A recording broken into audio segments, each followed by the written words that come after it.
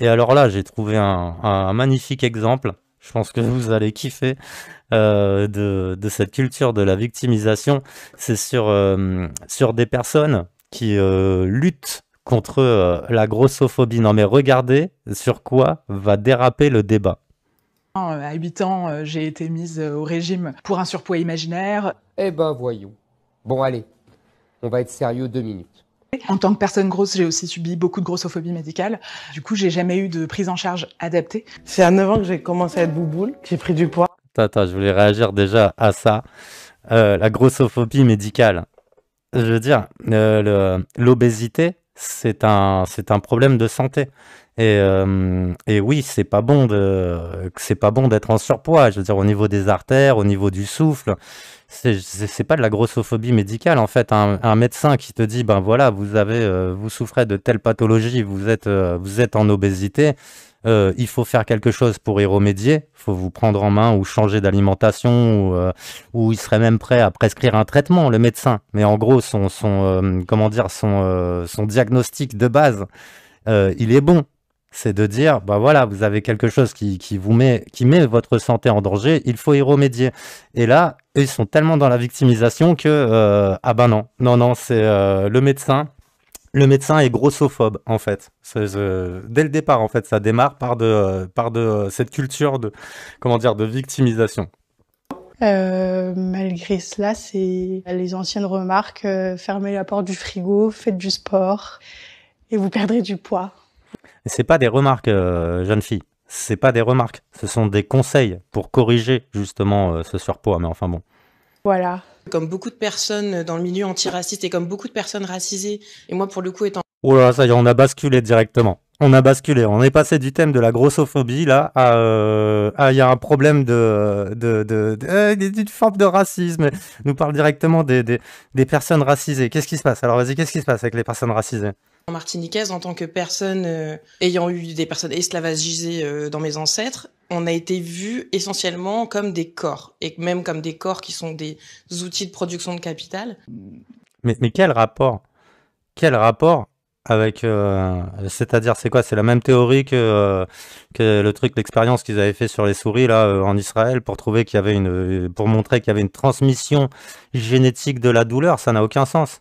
Tes ancêtres esclaves, je pense qu'ils avaient plus la peau sur les os qu'autre chose. Donc, je pense pas qu'ils étaient en obésité, tes ancêtres esclaves. Donc ça, c'est quoi? C'est une transmission génétique. C'est à cause de tes ancêtres qu'aujourd'hui, et du fait que tu sois racisé, qu'aujourd'hui, je comprends pas. En fait, je comprends pas le raisonnement. Mais pour eux, dans leur, dans leur tête, pour eux, ces gens-là, c'est logique, quoi. C'est, voilà, la culture de la victimisation. Ce sont les normes blanc-triarcales. Et c'est intéressant parce que... Ouh, allez, ça y est. Voilà, on y est. C'est de la faute des Blancs. Les normes blanc-triarcales. Putain, elle a osé l'invention du mot. Putain. Il y a vraiment un truc, moi ça m'a beaucoup marqué quand j'étais petite parce que j'ai été mise au régime injustement à 8 ans.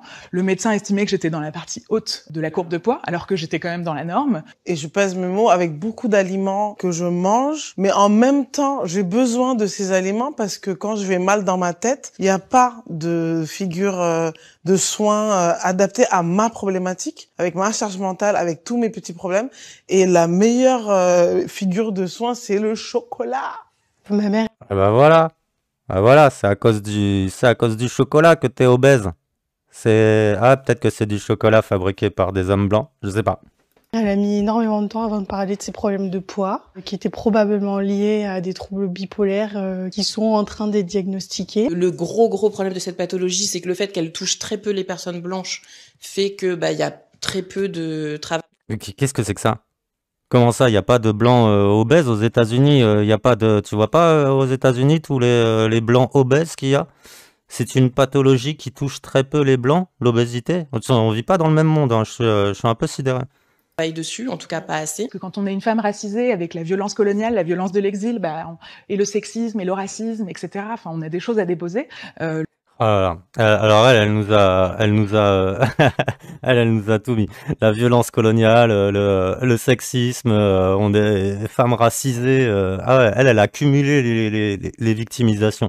C'est bien, madame, bravo, bravo. Tu existes. Bah la preuve, tu passes dans l'émission French Carcan.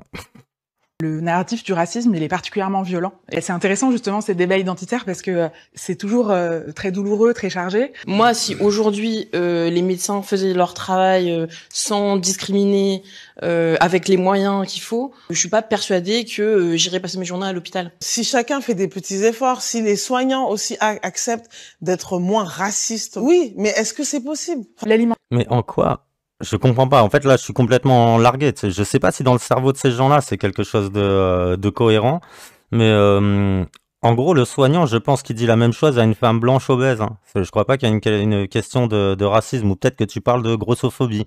Tu parles pas de racisme réellement. Mais le soignant, en fait, voit ce que tu as comme une pathologie. Donc lui, il essaye de te faire prendre conscience de ça, de cette pathologie. Contrairement à tout le marketing aujourd'hui. D'ailleurs, vous avez vu les jeans Eagles. Avant ils mettaient des grosses fat woman dans les jeans et tout, et puis ils avaient arrêté de vendre des jeans en fait. Et depuis qu'ils ont remis une belle femme dans un jean, eh bien ça y est, ils se mettent à revendre des jeans.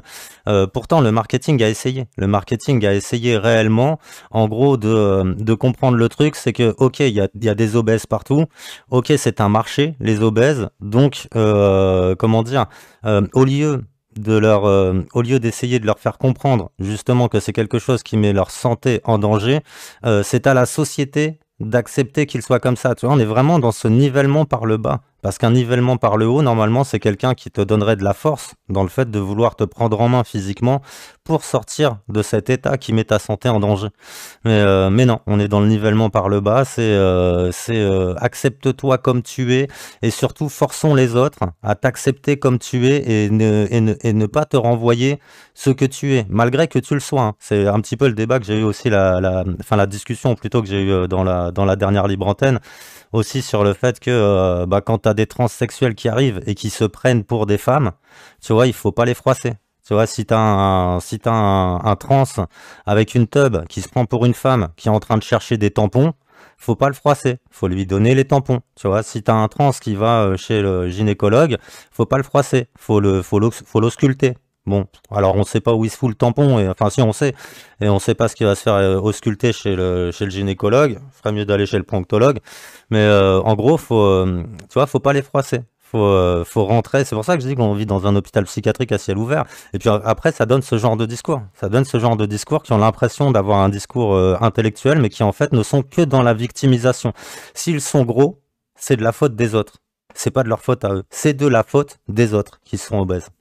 L'alimentation, je rebondis sur ce que tu disais tout à l'heure, c'est aussi une forme de soin. Le fait de cuisiner pour les nôtres, c'est quelque chose qui peut être très très réparateur, parce que on a subi les dynamiques capitalistes et les dynamiques coloniales, y compris dans notre rapport à l'alimentation. Les dynamiques coloniales, voilà, l'obésité, c'est à cause de la colonisation.